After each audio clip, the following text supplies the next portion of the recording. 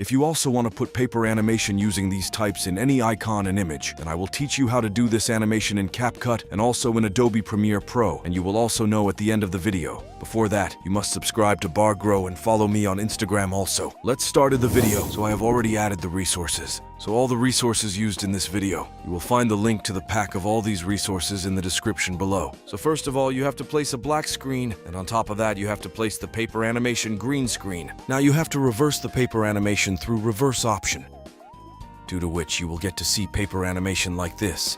Now you have to adjust the animation. Now you have to drag and drop the icon or image on which you want to put an animation. You have to remember that your image and icon is in PNG.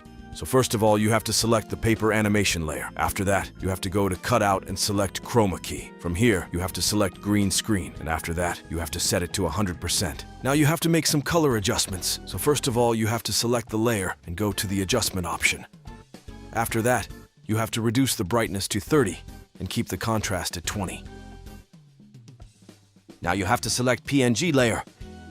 Go into its blend mode and overlay it.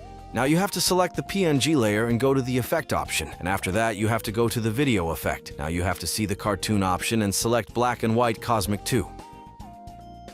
Now you have to adjust it accordingly, and now you will get to see some animation like this. The work is not finished yet. If you have to do this animation in Adobe Premiere Pro, then how will you do it? Let me tell you. Now you have to export it.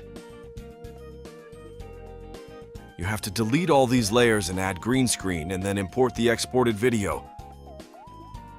Now you have to select the video layer and go to the Video option and go to the Cut option. Now you have to click on Auto Cut. Now you have to export this video and then come to Adobe Premiere Pro and import that video and then apply the Ultra Key effect. Then select the green screen from here. Now your animation is ready. Like and subscribe for more videos.